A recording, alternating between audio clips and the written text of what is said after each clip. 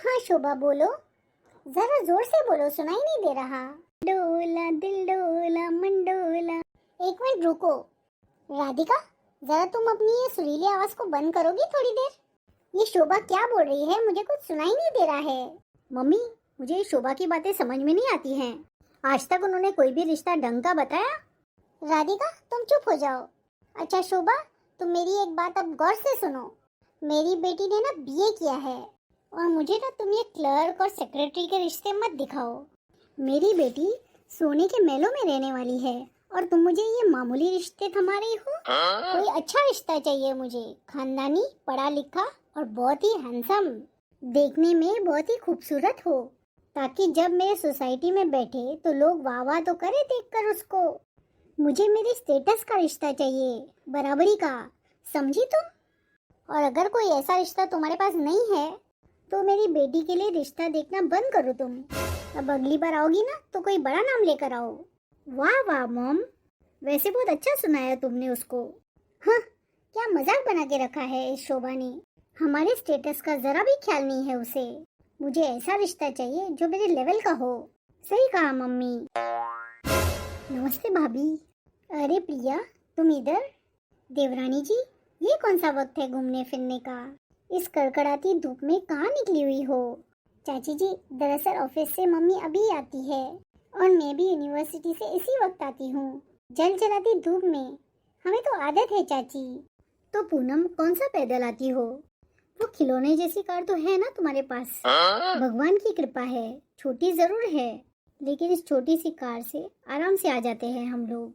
देवरानी जी, तुमसे एक बात कहूँ? हाँ हाँ बोलो ना। इतनी छोटी सी गाड़ी में तुम्हें शर्म तो आती होगी ना? देखो भाई, ये बात ठीक है कि तुम्हारे जेठ यहाँ नहीं रहते हैं अब, लेकिन उनसे तो मैंने कह दिया है कि मुझे बहुत बड़ी गाड़ी चाहिए और वो मुझे दिला भी रहे हैं, क्योंकि सोसाइटी में नाक भी ऊंची रखनी पड़ती है ना। वैसे तुम इन बातों को नहीं समझोगी, क्योंकि तुम्हारे लिए खिलौने जैसी कार ही ठीक है। हाँ, मुझे अब तुम ये बताओ कि तुम किस काम से आई हो यहाँ पे आज? वो भाभी, भगवान की दया से मेरी पूनम का रिश्ता तय हो गया है, उसी की मिठाई देने आई थी। अच्छा, मुझे तो ये लगता है कि तुमने ये निर्णय बहुत जल्दबाजी में लिया होगा। थोड़ा सब्र कर लेती, कोई अच्छा ही रिश्ता मिल जाता। अब देखो ना, मेरी बेटी के लिए भर भर के रिश्ते आते हैं, लेकिन अभी तक मैंने किसी रिश्ते पर हाँ नहीं की, क्योंकि मुझे तो अपनी बेटी के लिए बहुत बड़ा खानदानी दौलतमंद लड़का चाहिए। लेकिन भाभी, रिश्ता बहुत अच्छा है, इसलिए मैंने देर नहीं लगाई फैसला लेने में। और फिर बेहतर से बेहतर के इंतजार में तो अक्सर नुकसान ही पहुंचता है इंसान को। अब ये बताओ कि क्या करते हैं हमारी पूनम के दूल्हे? हाँ, लेट मी गेस, वो चाची की तरह स्कूल टीचर तो नहीं है? या फिर वो गवर्नमेंट ऑफिसेज में वो क्लर्क होते हैं, वो होंगे? या फिर मैं एक और ऑप्शन देती हूँ, क्या कहते हैं उसको, वो बैंक में वो क्रेडिट कार्ड नहीं बेचते हैं लड़के, वो है ना? या फिर वो फार्मेसी की शॉप में काम करते हैं?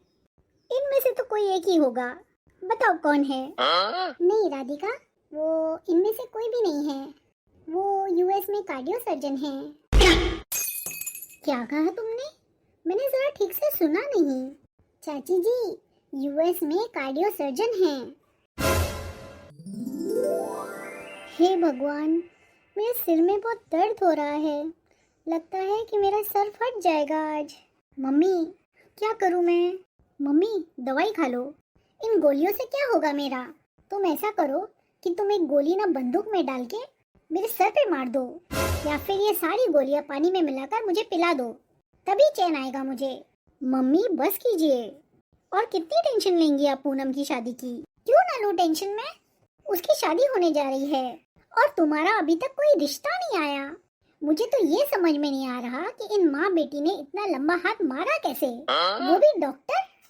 एक छोटे से घर में रहने वाली एक बेसहारा लड़की तुमसे बाजी जीत गई। मम्मी, मैं सीधी सादी हूँ ना, पूनम जैसी अदाएं कहाँ है मुझ में? रिश्तों की टेंशन तो मुझ जैसी शरीफ लड़कियों को ही होती है। नहीं मेरी बच्ची, तुम फिक्र मत करो, तुम बिल्कुल फिक्र मत करो। मैं ना इस शोभा के कान खींचती हूँ। तुम देखना राधिका, मैं पूनम की शादी से पहले तुम्हारी शादी ना कराऊँ ना तो मेरा नाम रमा नहीं। हम खाते पीते लोग हैं, हमें क्या प्रॉब्लम है? हमें क्यों नहीं रिश्ता मिल रहा? ऐसा दामाद ढूंढ कर लाऊंगी ना मैं तुम्हारे लिए कि दुनिया वाले देखते के देखते रह जाएंगे, और ये माँ बेटियाँ देख देख कर जलेंगी। देख लेना तुम। अभी फोन करती हूँ मैं शोभा को जाके। तुम फिक्र नहीं करो मेरी बच्ची, अभी फोन करती हूँ। पूनम, भगवान करे कि तुम्हारा डॉक्टर मेरा हो जाए। पूनम बेटा, आओ माँ बैठो। बेटा, जेवर तो मेरे पास बहुत थे, लेकिन वो सब तुम्हारे पापा के इलाज में लग गए। न वो बचे, न घर और न जेवर। बड़ी मुश्किलों से एक एक पाई जोड़कर मैं तुम्हारे लिए सिर्फ ये बनवा सकी हूँ बेटा। मेरी प्यारी माँ, तुम उदास मत होना। मैं जानती हूँ माँ कि इस सेट के एक एक मोती पर तुम्हारा प्यार, मेहनत और दुआएं शामिल हैं। इसके अलावा मुझे तुमसे कुछ नहीं चाहिए। और माँ, ये सेट बड़ा प्यारा है, बहुत सुंदर है। मेरी शादी के दिन मैं यही पहनूंगी। ये तुम्हारा सबसे बेस्ट गिफ्ट होगा मेरा माँ। जीती रहो बेटा, भगवान तुम्हारी झोली खुशियों से भर दे। बेटा, तुम्हें ये सेट पसंद आया? बहुत पसंद आया माँ। थैंक यू मेरी प्यारी माँ। भगवान तुम्हें हमेशा खुश रखे, तुम्हें बुरी नजर से बचाए। मैं सच कह रही हूँ शोभा, अगर तुमने मेरा ये काम कर दिया ना, तो मैं तुम्हारा मुंह मोतियों से भर दूंगी। लेकिन रिश्ता बहुत शानदार घर का होना चाहिए। ऊंचे स्टेटस वाले लोग हों, बड़े लोगों के बीच उठना बैठना हो, ऐसा घर देखो हमारे लिए। लड़का लाखों में एक हो। मॉम, उसे बोलिए कि डॉक्टर या फिर बड़े सर्जन का रिश्ता दिखाएं। पूनम के मंगेतर से कम हैसियत वाला नहीं होना चाहिए, उससे अच्छा होना चाहिए। अच्छा ठीक है, बात तो करने दो मुझे। शोभा, वो तुम्हारे पास कोई डॉक्टर का रिश्ता है?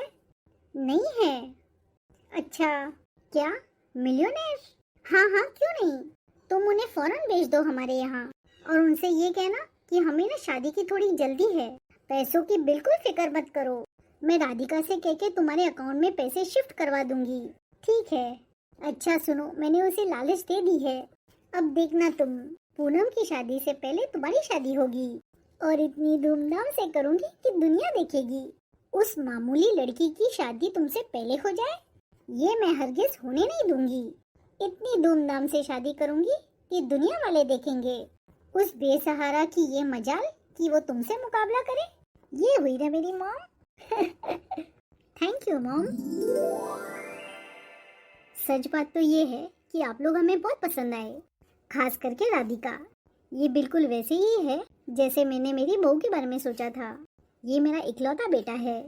राजवीर के डैडी को गुजरे हुए 3 साल हो गए हैं। उनके जाने के बाद से मेरा बेटा ही दोनों फैक्ट्रियां संभाल रहा है। आप लोग चाहे तो अपनी सेटिस्फेक्शन के लिए सारी जांच पड़ताल कर सकते हैं। अरे, जांच पड़ताल की क्या जरूरत है? मुझे तो लोगों को पहचानने की अच्छी समझ है। आप लोगों के चेहरे और बातचीत से साफ झलकता है कि आप संस्कारों वाले हैं, समझदार, ईमानदार लोग हैं। मैं कोई पूछताछ या जांच पड़ताल नहीं करने वाली हूँ। मुझे आप लोगों पर पूरा भरोसा है। वैसे मुझे आपको एक और बात बतानी थी। हाँ, बोलिए। मेरी बेटी के लिए इतने रिश्ते आते हैं कि रिश्तों की लाइनें लगी रहती हैं, लेकिन मैंने अभी तक किसी को हाँ नहीं की। डॉक्टर्स के रिश्ते, मिलियनर के रिश्ते, इंजीनियर के रिश्ते। मॉम, वो पायलट वाला भी तो रिश्ता इन्हें बताइए। अरे हाँ, वो तो मैं भूल ही गई थी। वो लोग तो हमारे हाथ धो के पीछे पड़ गए थे। आपको पता है उन्होंने क्या किया? राधिका के पापा को अमेरिका फोन कर दिया। अच्छा, लेकिन बस मेरा दिल नहीं माना। दिल तो बस यहीं पर आकर रुका है हमारा, राजवीर के ऊपर। तो फिर क्या हम बात पक्की समझे? हाँ, बिल्कुल, बात पक्की समझिए। बल्कि ऐसा करते हैं कि आज ही एंगेजमेंट की भी डेट फिक्स कर देते हैं। लेकिन शोभा तो कह रही थी कि आपको शादी की बहुत जल्दी है, तो फिर ये एंगेजमेंट के चक्कर में पड़ने की क्या जरूरत है? डायरेक्ट शादी ही हम करते हैं। नहीं भाई, ऐसा तो नहीं हो सकता। आखिर मेरी भी इकलौती बेटी है। मैं तो मेरे दिल की सारी ख्वाहिशें पूरी करूंगी। भाई, डॉलर्स भी तो लुटाने हैं, इस पर खर्च करने हैं।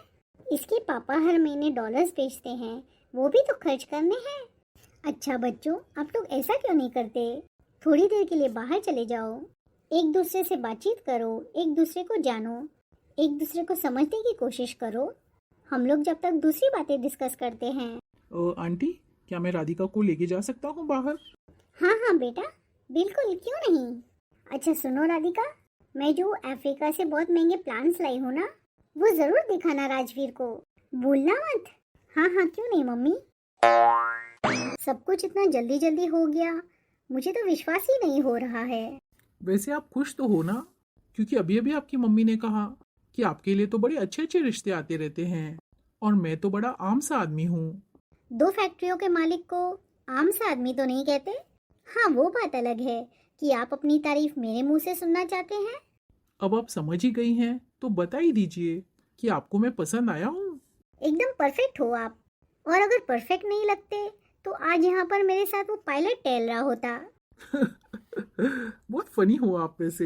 वैसे पूछ सकता हूँ मैं कि इतनी जल्दी शादी की वजह क्या है? क्यों, आपको नहीं करनी है शादी? तो कोई प्रॉब्लम नहीं है, मेरे रिश्ते बहुत आ रहे हैं। नहीं नहीं, मेरा मतलब वो नहीं था। एक्चुअली मेरे माँ बाप को खुद बहुत जल्दी है मेरी शादी की, इसलिए तो आपको यहाँ देखने आए हम लोग आज। वो पूनम है ना, उसकी शादी जो। पूनम?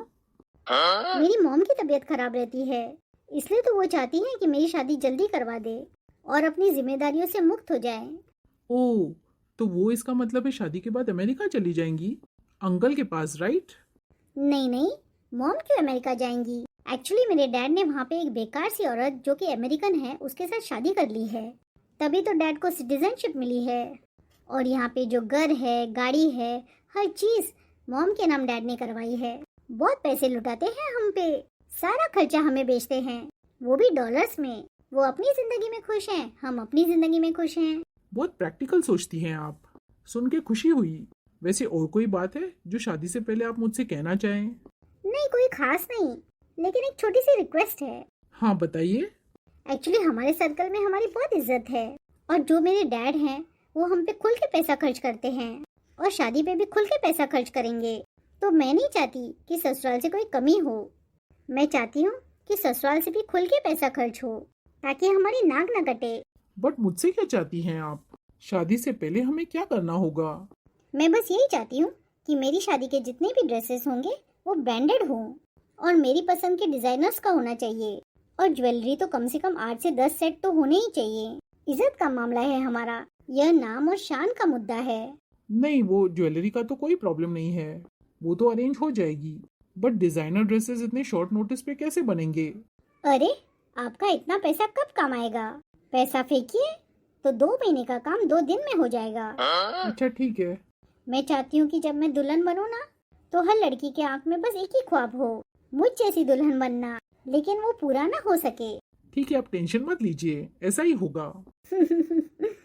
माँ, मैंने तुम्हारे लिए पराठे बनाए हैं। तुम मेरी आदतें क्यों खराब कर रही हो? जब तुम चली जाओगी तो मुझे ये सब कौन खिलाएगा? क्या करूँगी मैं तब? मैं अकेली नहीं जाने वाली हूँ माँ, मैं तुम्हें भी लेके जाने वाली हूँ। जी नहीं, मैं यहीं रहूँगी। अच्छा थोड़ी ना लगता है बेटी के ससुराल में जाकर पड़े रहो। माँ, ये मेरी इच्छा नहीं है, सिद्धार्थ की इच्छा है। वो चाहते हैं कि तुम हमारे साथ रहो। तुम अकेली कैसे रहोगी माँ?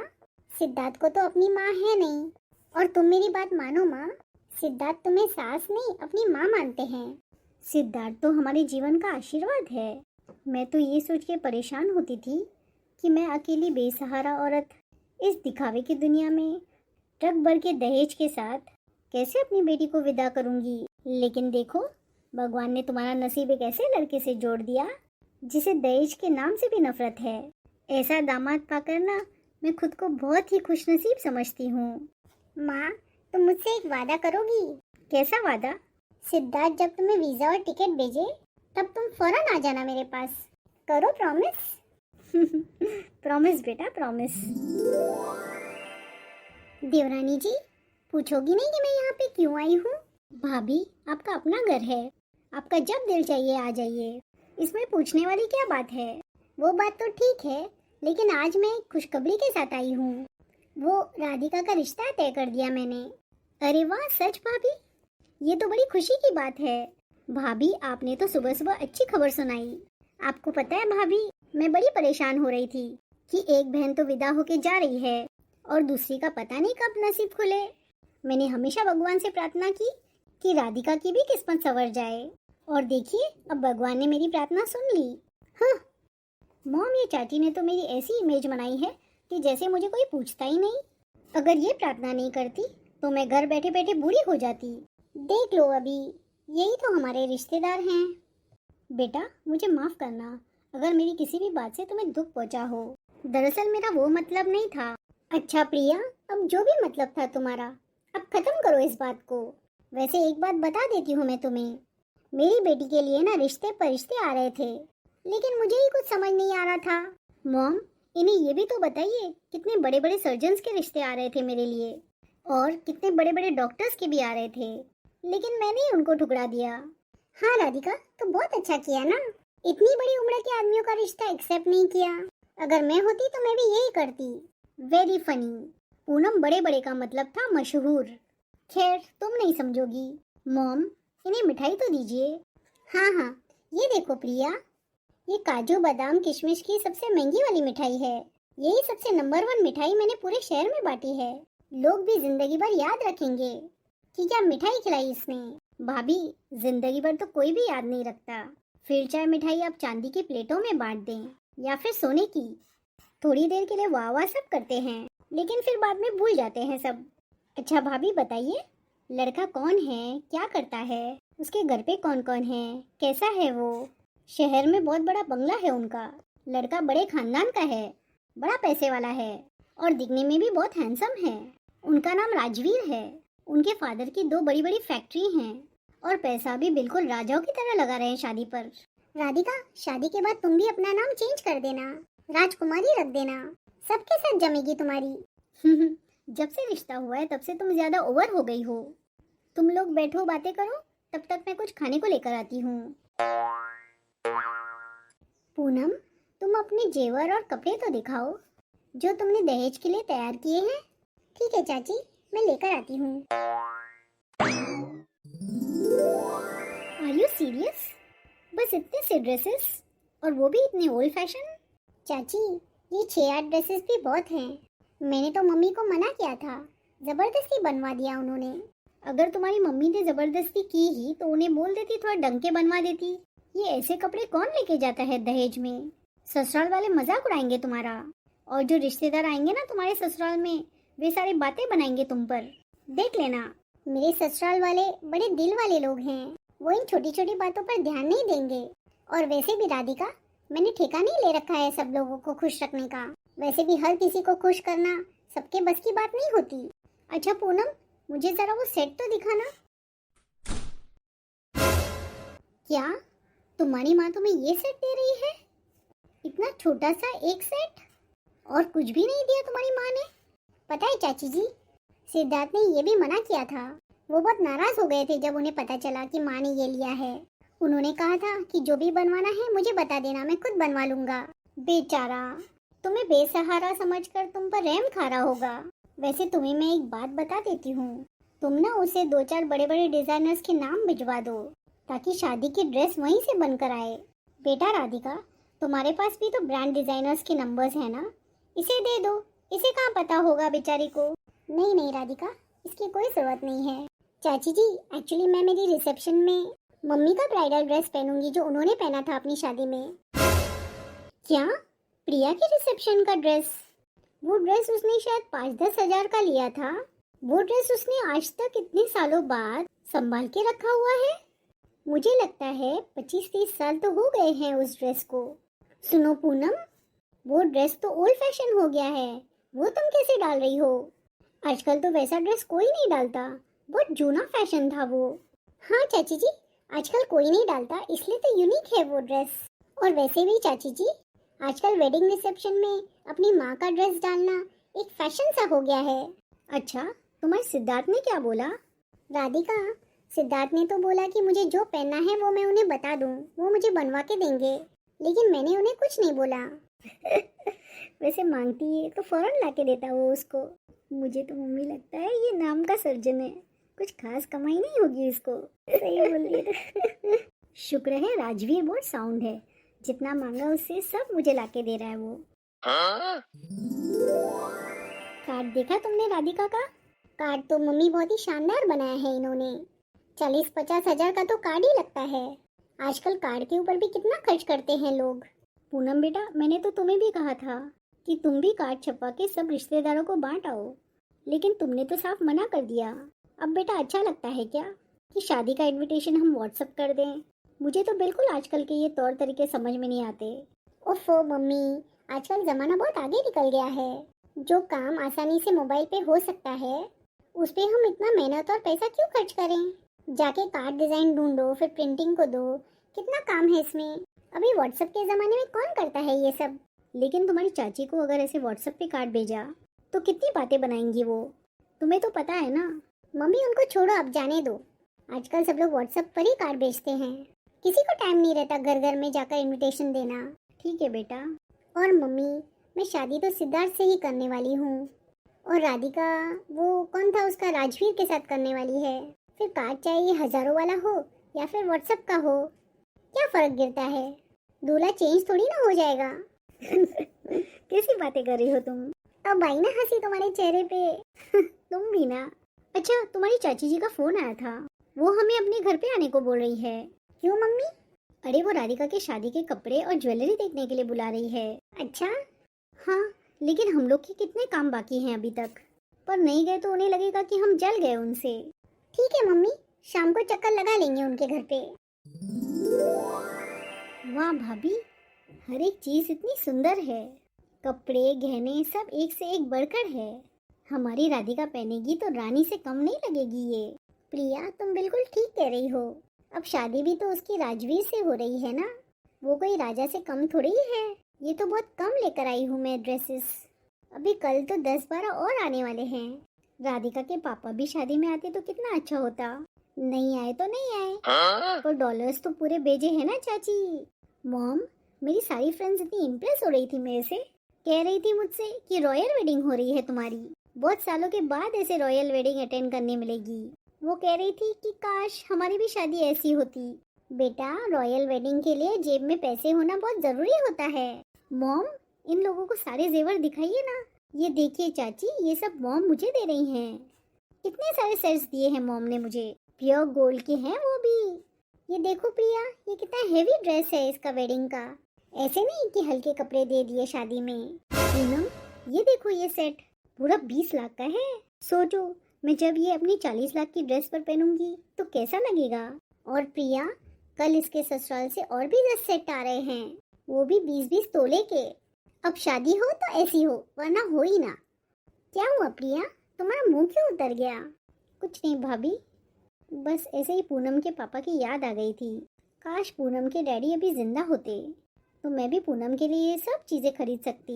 मम्मी, ऐसा मत बोलो, मुझे इसमें से कोई भी चीज की जरूरत नहीं है। मम्मी, जो है मेरे पास उसी में खुश रहूंगी मैं। हाँ बेटा। बड़ी सुंदर लग रही हो।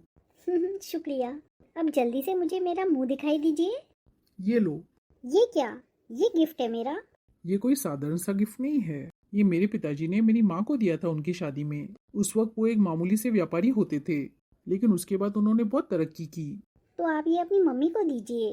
अरे उन्होंने ही तो दिया तुम्हारे लिए। क्यों, तुम्हें अच्छी नहीं लगी?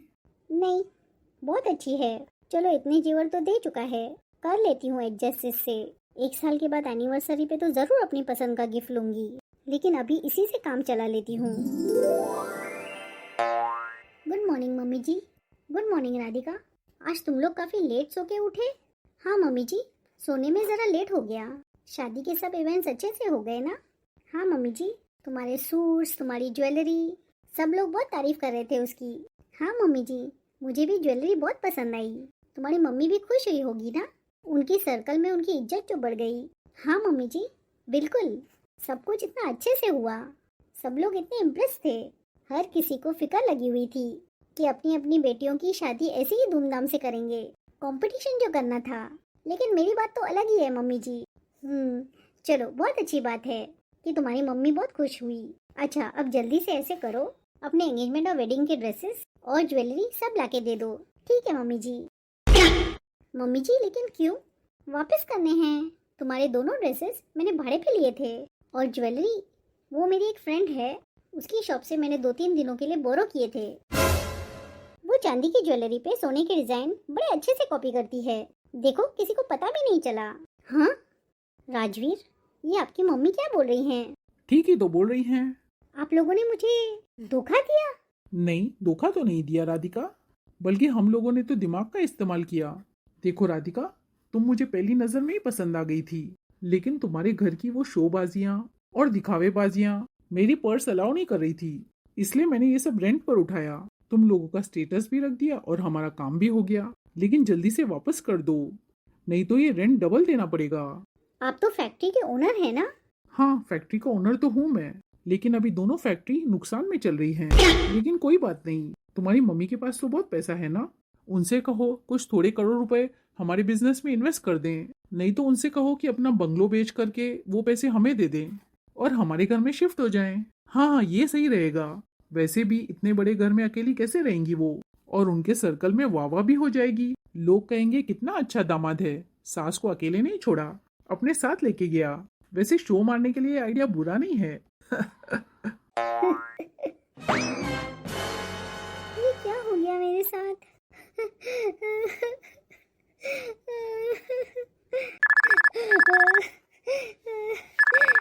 हेलो। हाँ मेरी प्यारी सी बच्ची, सुबह सुबह फोन कर दिया, क्या मम्मी की बहुत याद आ रही थी? मॉम। क्या हुआ है, तुम रो क्यों रही हो? सब ठीक तो है ना? माँ, सब बर्बाद हो गया मॉम, ये लोग फ्रॉड निकले मॉम, इनके पास कुछ भी नहीं है मॉम।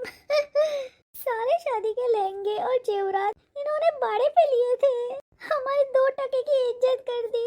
ये कोई मिलनर नहीं है मॉम, कह रहे थे कि तुम लोगों को दिखावा करना था, इसलिए उनको ये सब करना पड़ा।